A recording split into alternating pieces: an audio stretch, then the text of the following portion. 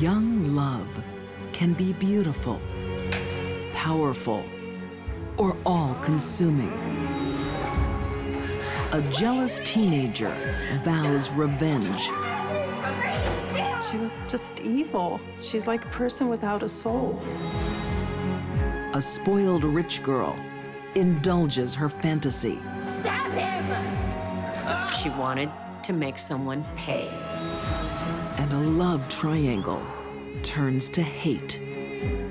She wanted to see that life in Adrienne's eyes disappear. These deadly women are schoolgirls one day, killers the next. Driven by poisoned passion, they are lovesick.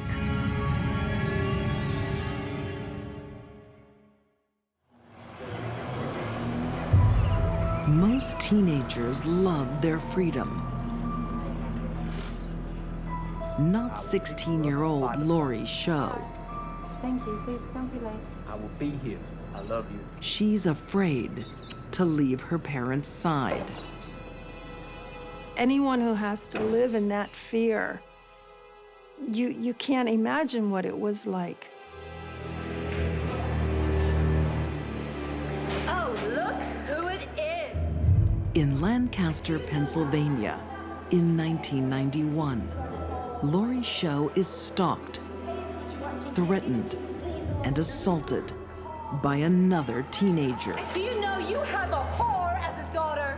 She would call our house all hours of the day and night until it came to the point where I had to change our phone number. No, it's not gonna stop until she's paid. Lori's mom, Hazel, is also a target for Lisa Michelle Lambert. Call the police. She would confront me, screaming and yelling that my daughter had wrecked her life. It was scary. I'm an adult, and that girl scared me.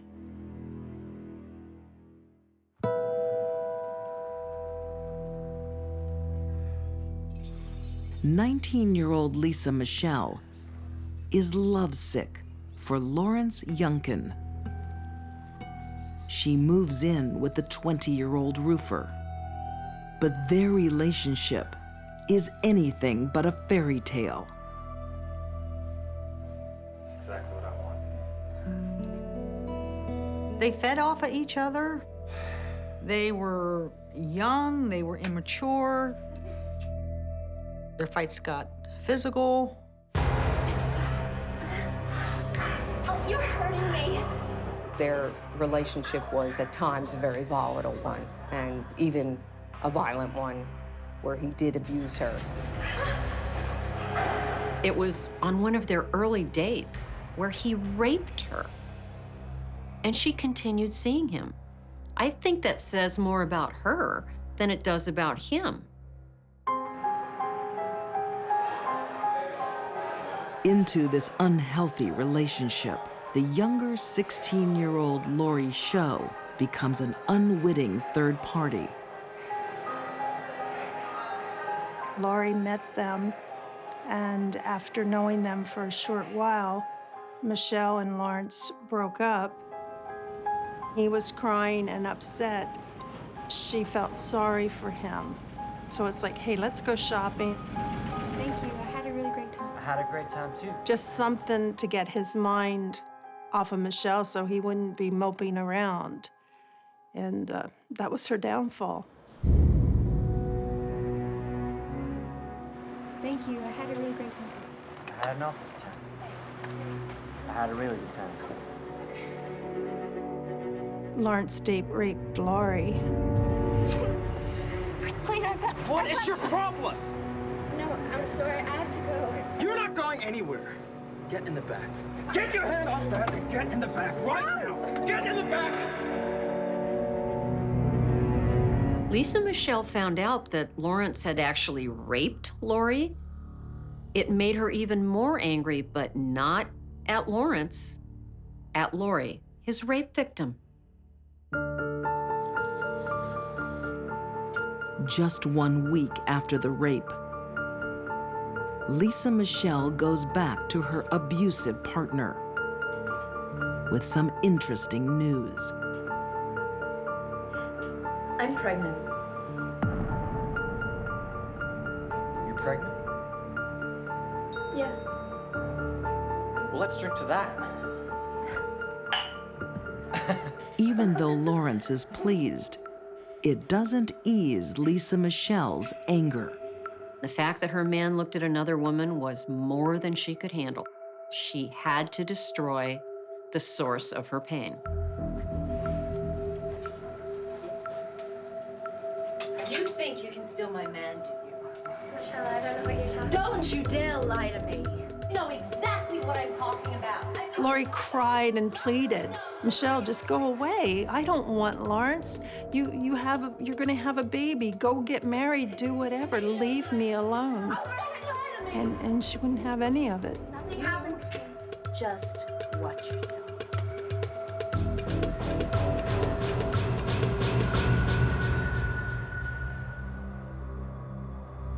Only one thing will bring this bitter feud to an end. Lori Show's life is in turmoil. A casual night out has led to rape, and she's being stalked by her attacker's pregnant girlfriend. Her parents rarely leave her alone. Even in a public place, she is in danger. I don't want to be. I don't want to be. Get off me!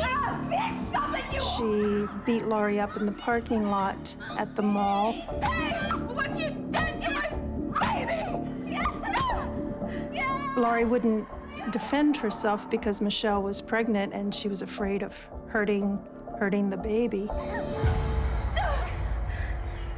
Come on. At that point, we decided to press charges for simple assault, and maybe that would waken her up. It didn't help. It just continued. Lisa Michelle Lambert found out the police were going to arrest her. She said, well, I'll take care of Lori. And 2 days later, she did. That bitch is gonna pay. She's a filthy slut. Lisa Michelle recruits an accomplice, a gullible new girl in Lancaster, Tabitha Buck. What are you gonna do to her? I'm gonna cut her hair off so she looks like the whore that she is. Lisa Michelle convinced her friend Tabitha to go along with it because Tabitha thought it was simply going to be humiliating Lori by cutting her hair. But Lisa Michelle has something far more sinister planned. Police officer Renee Booker was assigned to the case. She remembers Lisa Michelle's meticulous plan. There was a phone call about a problem with Lori at school, and they asked Hazel, the person asked Hazel to meet her the next day at school to discuss this problem. For the first time in months, Hazel leaves her daughter alone. We didn't go anywhere without her being with someone because Michelle was that much of a threat.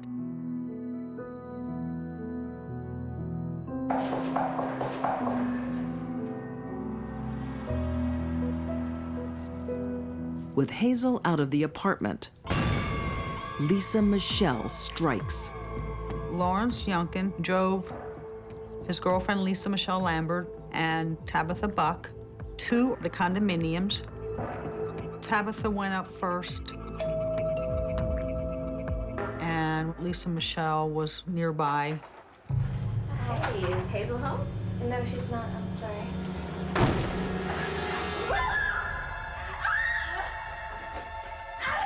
Get out of here, you crazy bitch! You're gonna pay, bitch! Within seconds, it is obvious they are not there to cut hair. Lori ran to her bedroom. Help me! The suspects followed. Tell me you have my baby! And Lori struggled. Tabitha Buck's participation was that she held down Lori's legs. Lori had numerous wounds on her body. Her lung was punctured,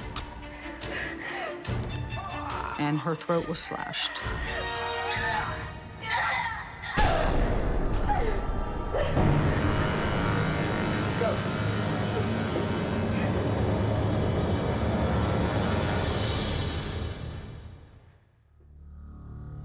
When I got to the junior high, there was no one there. And usually I would wait, but that morning something just had me that I had to go home. Hazel returned home to this carnage. Lori! Lori! I screamed for someone to call 911, and I went to her side. And at that point, I saw that her throat was cut. I cradled her in my arms and told her I loved her. I didn't do you! I didn't! She was able to whisper to me that Michelle did it. Michelle did it.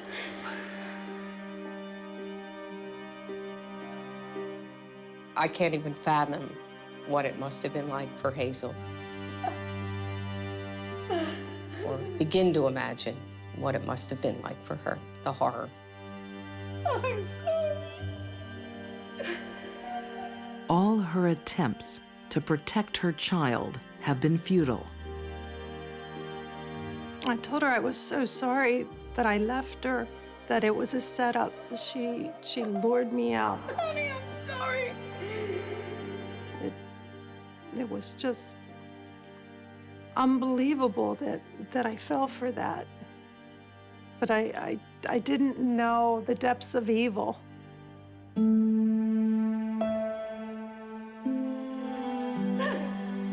The only thing is that I got home in time to talk to her, that I got home to tell her I loved her, and she did nothing wrong. I don't know where I'd be today if I hadn't had that chance. It made all the difference.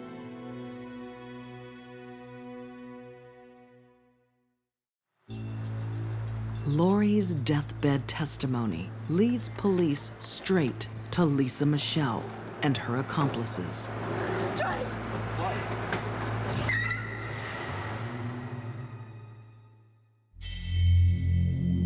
That was a very organized act to get the protector of her victim out of the way, and she succeeded. Lawrence Youngkin is found guilty of third-degree murder and sentenced to a minimum of 10 years. Tabitha Buck is found guilty of second-degree murder and sentenced to life. You got the sense that she was remorseful and very sorry for all that had transpired and seemed somewhat confused as to how maybe it snowballed in the way that it did.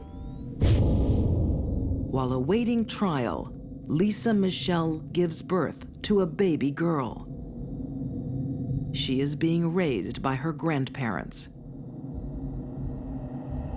Having been found guilty of first-degree murder, Lisa Michelle Lambert will spend the rest of her life behind bars.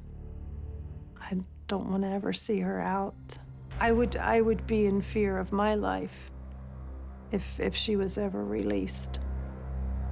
If Lisa Michelle were released and she were less than 85 years old, some woman somewhere around her would be in danger.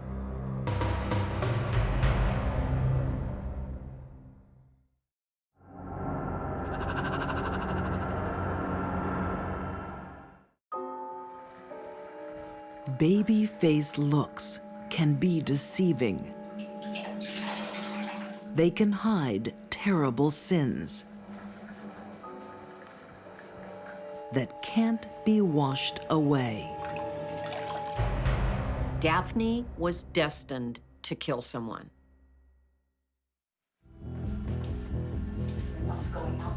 Too bad, I'm going.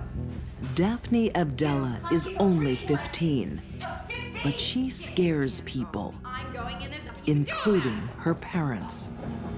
Why do you keep on doing this to yourself? Because I'm an alcoholic. Can't you get that through your thick skull? Don't talk to your mother like that. Her constant verbal and physical abuse forces her father to take out a restraining order. It's hard to say how a kid gets to that point in their life, and it's certainly hard to understand how Daphne did, but she got there. I hate you both! When a child hits a parent, it is a very significant predictor of future bad behavior. And in that regard, Daphne didn't let anybody down.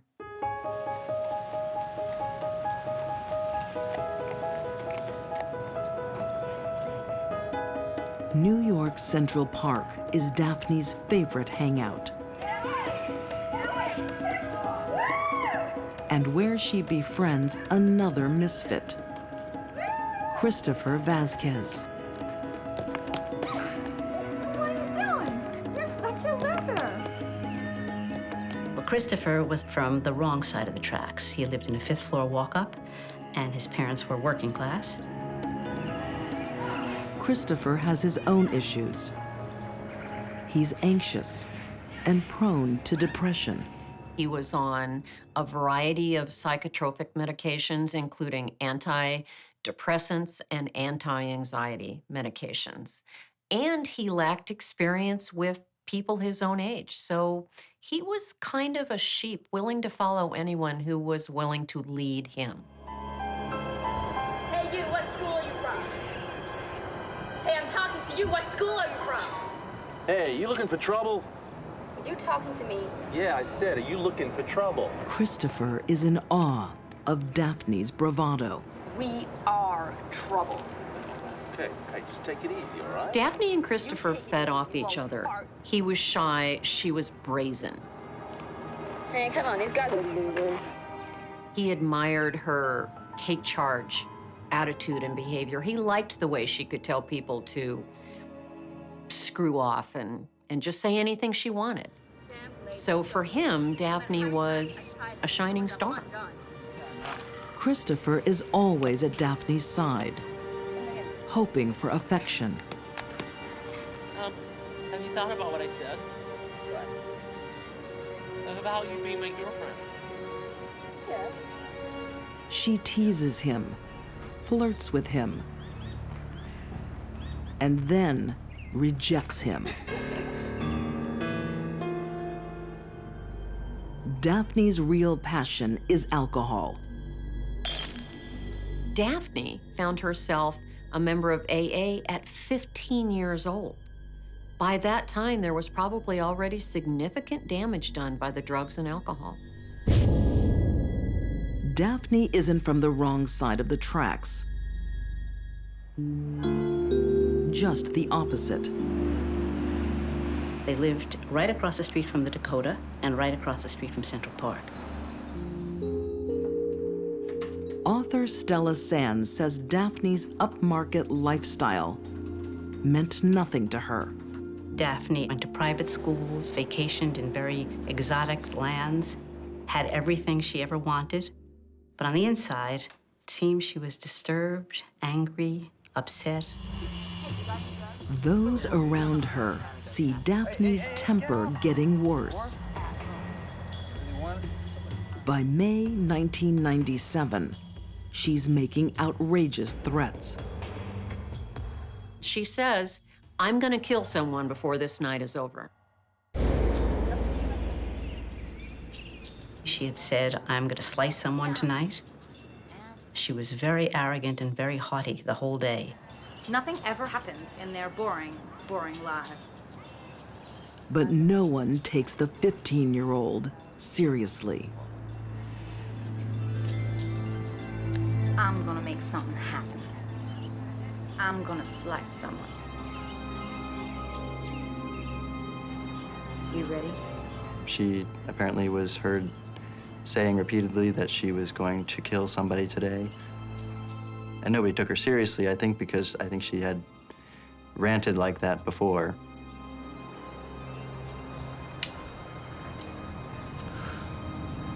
I'm in.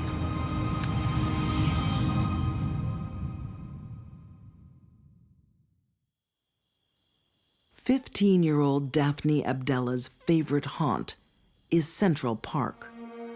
So what you guys got to remember, this was the 60s. It wasn't like today. So this She was a likes to pretty big hang deal. out there with a group of older, regular drinkers. On May 22nd, 1997, she and Christopher Vasquez have been drinking all day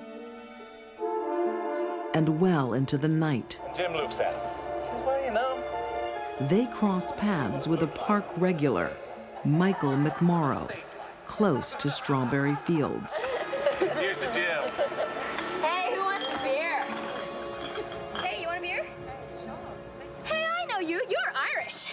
Yeah, we talked about the AA meetings before. Daphne and Christopher convince Michael to go down to the lake. You want a beer? Never say no. They said, night is still young. Let's go and have some fun. But it's a trap.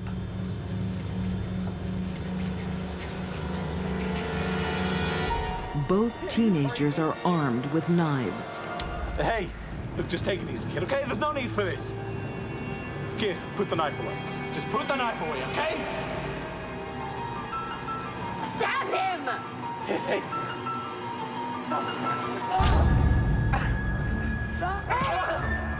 Daphne kicked Michael's legs out from underneath him, and that gave Christopher the opportunity to really jump on Michael and start stabbing him in very vulnerable spots.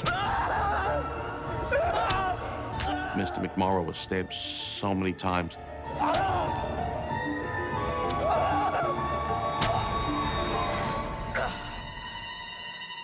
Slicing from ear to ear. It was a really brutal crime. His nose was almost severed. His wrist was almost severed. He had slices across his face, and he had at least 6 stab wounds to his chest and heart area. His lungs collapsed. I don't think there was a part of his body that wasn't touched. And it's very difficult to tell if these wounds happened before death or after death. They felt nothing for him. He was a way for Daphne to vent her rage against the world. And it was done. Time to go home.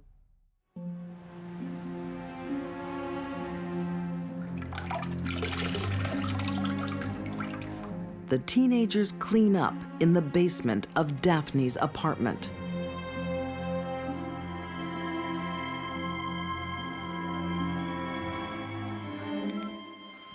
What is your emergency? My daughter hasn't come home. She should have been home hours ago. Upstairs, Daphne's worried father has called police. It's way past Daphne's curfew. Daphne? Daphne, are you in here? Get out! The officers are tipped off that Daphne and Christopher are hiding in the apartment's utility room. Hurry up. Is that blood? When the police officer walked closer, he saw that there was blood in the sink. And he asked them, "What's that from?" We fell rollerblading. They showed their little cuts, and it didn't really raise any red flag to the police officer. But it does for Daphne.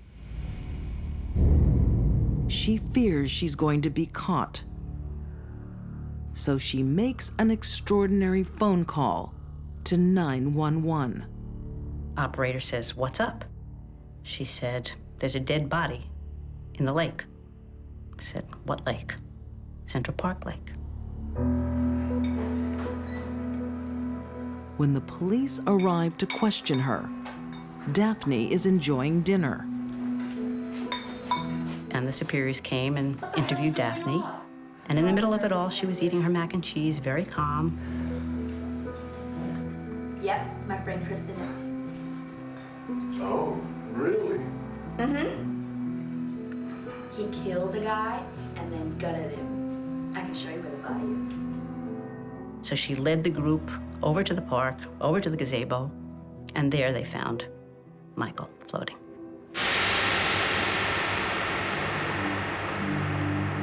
I told you, there he is. I tried to help you. I tried to give you CPR.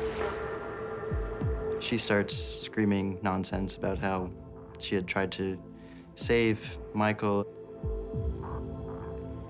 For Detective Hal Sherman, it is a case he will never forget. I responded to about 2,300 crime scenes, and this would have to be one of the top 10 as far as gruesome is concerned.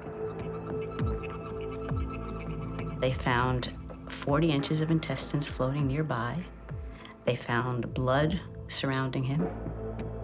His internal organs had been removed, and his body was stuffed with stones and garbage and just left there to float in the lake.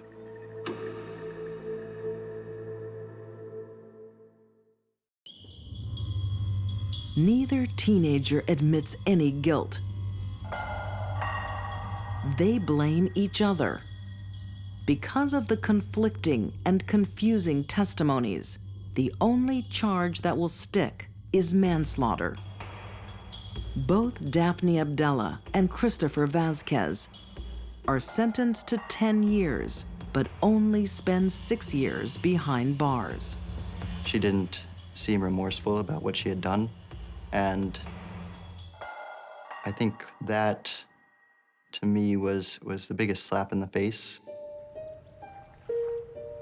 For Michael McMorrow's family, Strawberry Fields is a place of sorrow and loss. She has a whole life ahead of her now. My uncle does not. It's something we have to live with, and then she continues on in her life, having not really apologized, having not really served an adequate prison sentence, in my opinion. And Michael's gone. We don't have Michael. Michael doesn't have his life to live.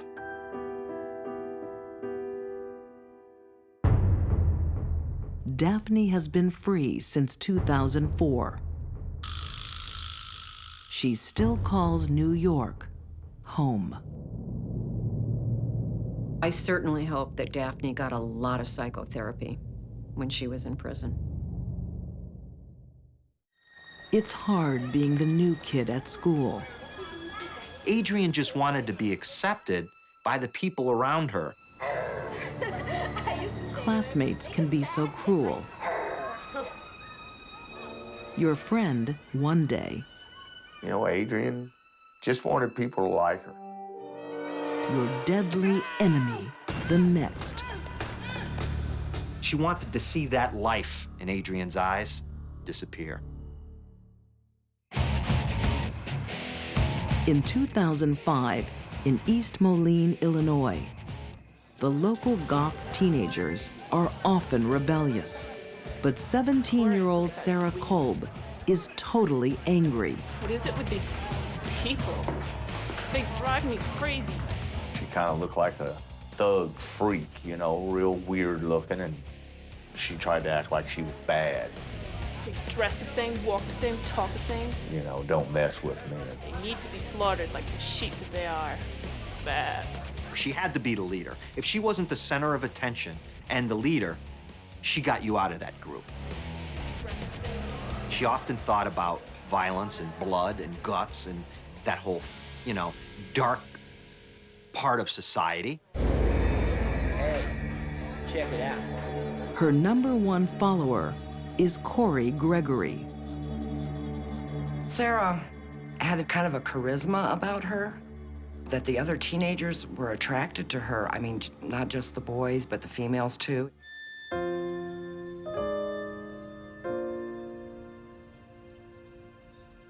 Teresa Gregory watched her son, Corey, fall under Sarah's spell. She kind of had an emotional hold over him. I just didn't know how deep that went. He was so head over heels for this girl. He just felt that he would do anything for her. Anything that she needed or wanted, he was just there for her. Why is anyone's guess.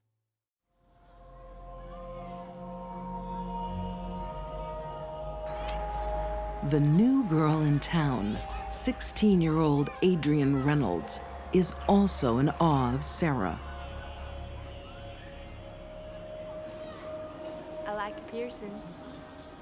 Thanks. Immediately, Sarah and Adrienne are attracted to each other, and they develop a friendship. I like your thong.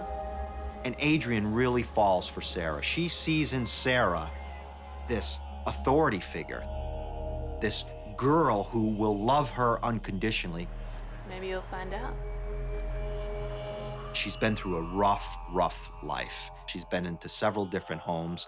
At 12 years old, she had a drug problem already. She's been promiscuous, and she's trying to better her life. Adrienne's grandfather, Tony, gives her a home, hoping it leads to a fresh start. When she moved up here, she didn't have a whole lot of friends or family. You know, she just wanted somebody to give a damn about her. The three become inseparable in a triangle of sexual tension. But then, Corey commits the ultimate betrayal. He befriends Adrienne. Does Sarah know you're here? Are you joking? She scares me. Don't worry about it. She's got an anger problem.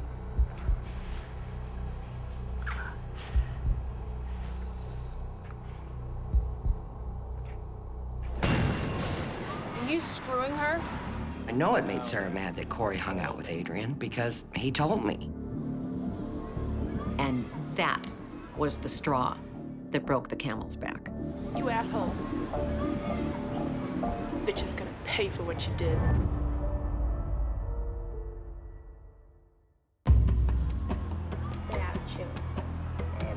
This is 8. Sarah Kolb becomes insanely jealous. Uncle Corey. She makes Adrienne's life miserable. Sarah, you're way overreacting. Really? You're a two-faced little bitch.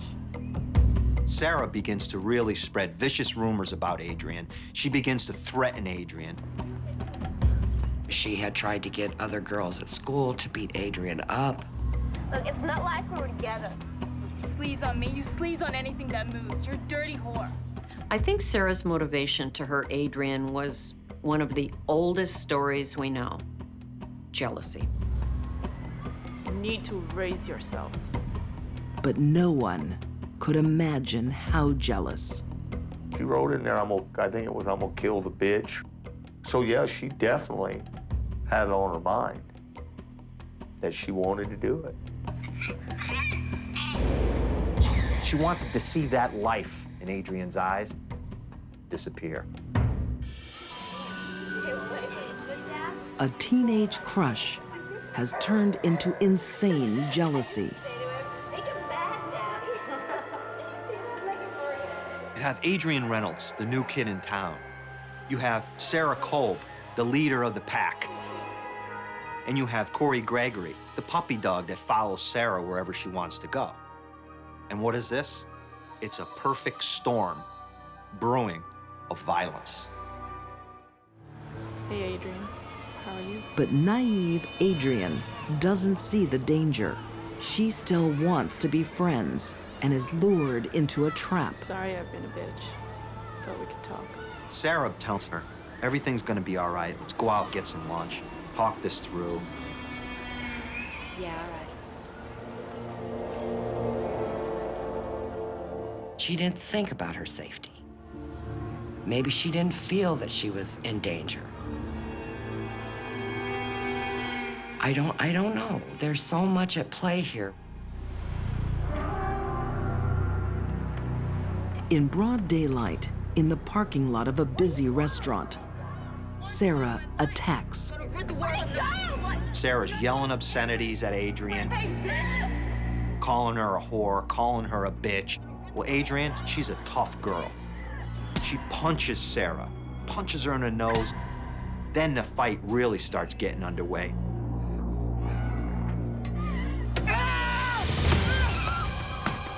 Adrienne ends up down, covering herself.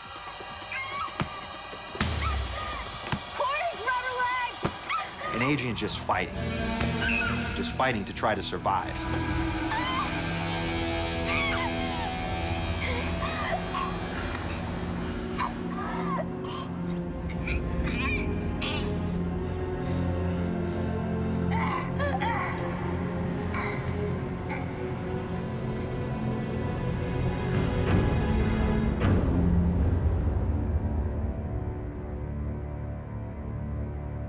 Sarah's unconscious, but they haven't finished yet. And then that's when Corey wrapped the belt around her neck. Get your belt, Corey!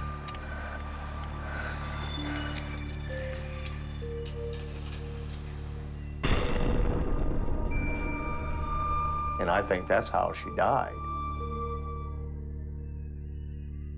Nobody really knows exactly what happened. But a beautiful young girl lost her life, and my son and his friend tried to conceal that homicide. The teenagers now have a body to get rid of. Sarah gets an idea. Why don't we take her out to my grandpappy's farm and we'll burn her?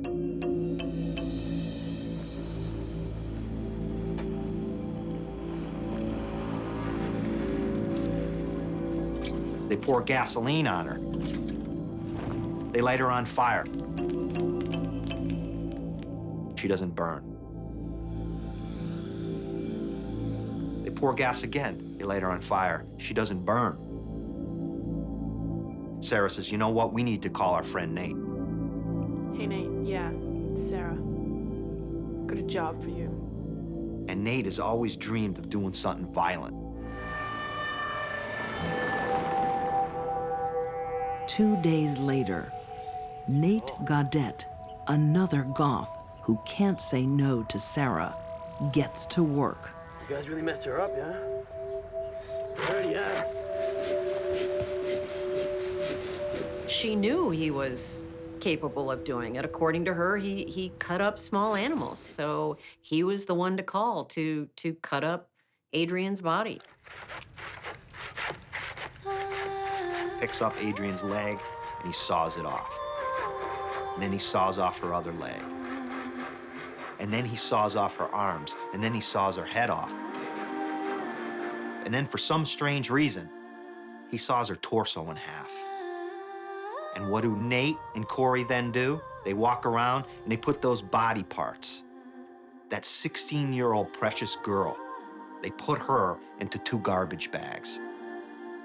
And now they're gonna dispose of her. They put half of her out in Aledo, out in the country, and then part of her in Rock Island. Their theory was they'd separate the parts and then they couldn't find her.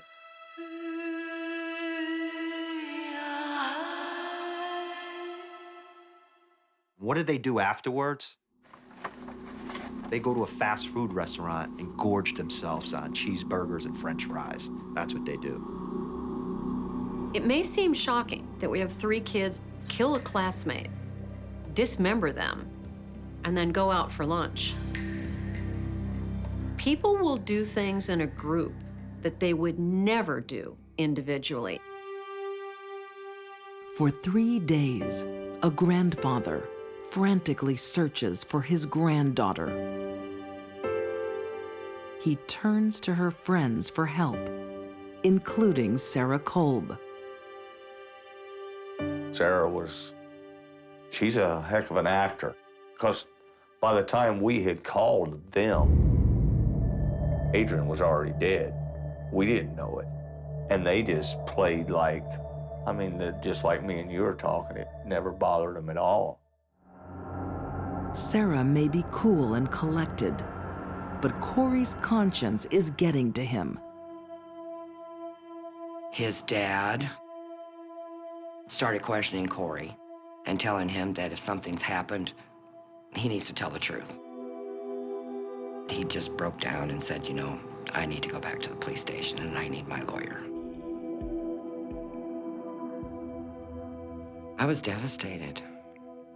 I was absolutely devastated. My beautiful child.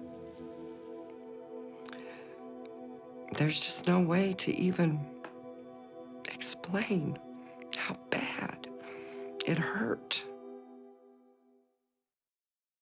Corey Gregory's evidence incriminates all three teens. Nate Gaudette receives 5 years for disposing of Adrienne's body. Corey Gregory pleads guilty to first-degree murder and is sentenced to 45 years. First-degree murder is 100% of your time, so he will serve every day of 45 years. Sarah Kolb pleads not guilty, insisting Corey is the killer. The jury doesn't agree. She is convicted of murder and sentenced to a total of 53 years. The only thing that you could hear her say was, I felt nothing when she died. For somebody 16 years old to be that cold. I think Sarah was a stone-cold sociopath. She ruined their lives, and she's defiant to the core.